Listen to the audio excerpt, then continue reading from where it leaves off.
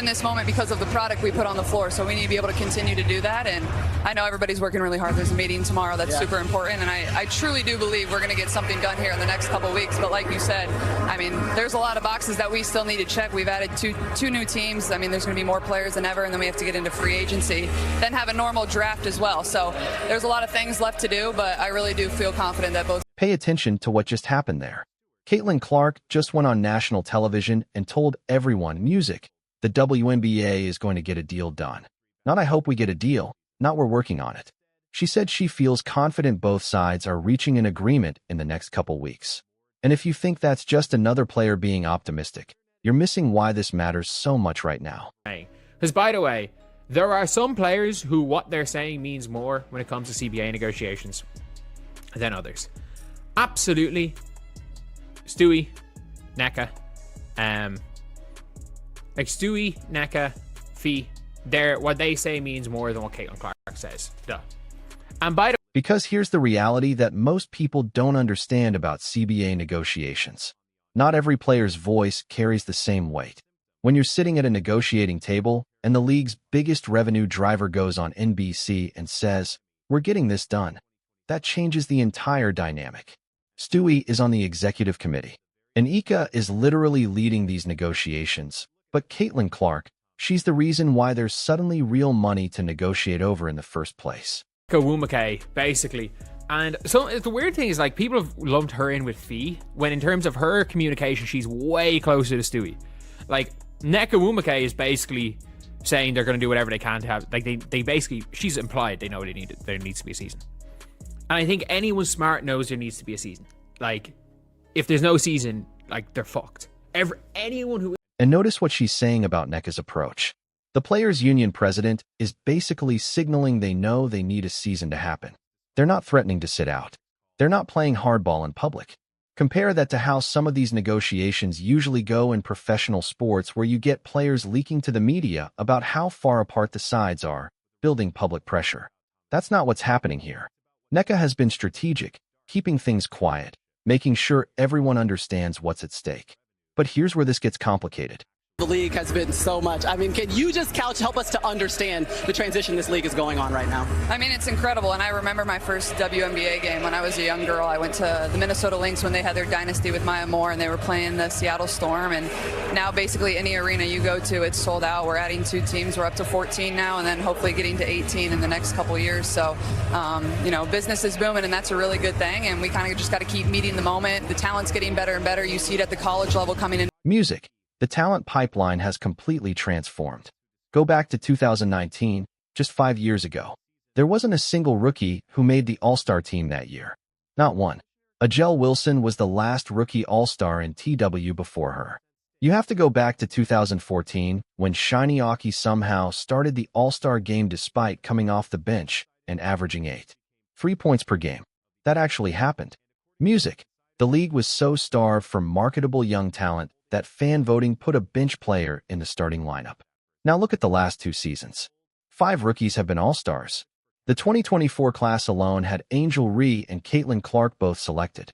The quality of players entering this league has skyrocketed, and that's creating a completely different negotiating environment than anything the WNBA has dealt with before. So we've seen it with the NWSL. Like, the NWSL nearly lost their biggest player because of what has happened right now. Because let's be real, like, I wonder what would happen to the WNBA if hypothetically Project B offered Caitlin Clark 15 million to not play in the WNBA, which is basically the Trinity Rodman situation. Their max salary was 350k, but they're paying Trinity Rodman 2 million because she was offered 2 million to go play in Europe. So I wonder. And this is where the Trinity Rodman comparison becomes crucial. The NWSL was about to lose their biggest star because she got a $2 million offer to play in Europe. Their max salary at the time was $350,000. So what did they do? They tore up their entire salary cap structure. Throughout the CBA restrictions, made a special exception just to keep her. It didn't change anything for the other players in that league.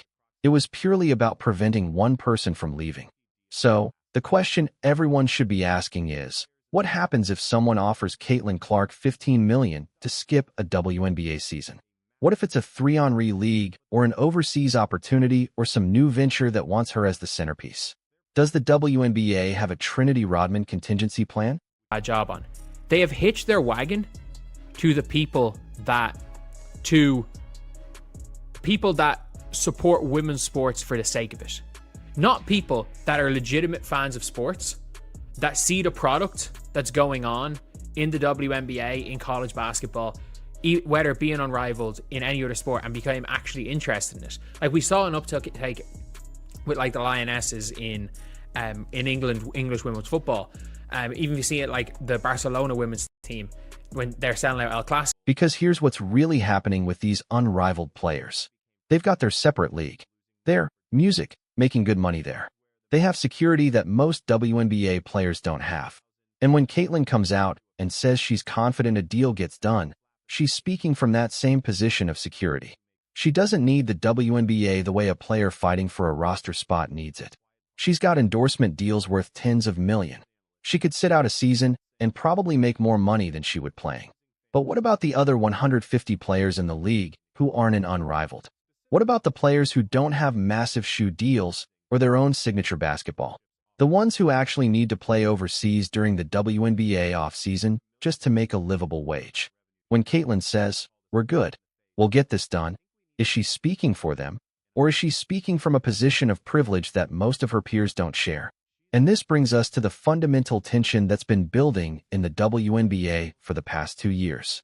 The league has made a choice about which fans they're prioritizing, and it's creating a problem that's signed to get worse before it gets better. Look at who's been driving the actual growth. It's not the people who've been performatively supporting women's sports for years while never actually watching games. It's real basketball fans who got interested because of compelling storylines, better talent, and players they genuinely want to follow. These are people who stay up until midnight Eastern when their team is on a West Coast road trip. They're the ones bringing their kids to games on Friday nights, buying jerseys, arguing about rotations and defensive schemes. But the WNBA keeps catering to a different audience entirely. The fans who tweet about respecting women's sports but can't name 5 players outside of the All-Star starters. The ones who show up for one unrivaled game and act like they've been supporting the league for decades. They're loud on social media, but they're not the ones filling arenas for Tuesday night games in June when the team is 4 games under 500. This matters for CBA negotiations because the league needs to understand where their actual revenue is coming from. If you're building your business model around casual fans who only show up for marquee change-ups, you're going to struggle to justify the kind of salary increases players are asking for. But if you're cultivating the kind of dedicated fan base that the NBA has, where people have league pass subscriptions and watch every game their team plays, then music. Suddenly you've got sustainable revenue growth that supports real investment in player salaries. The college game figured this out. They're attracting genuine sports fans who get invested in the drama, the competition, the season-long narratives.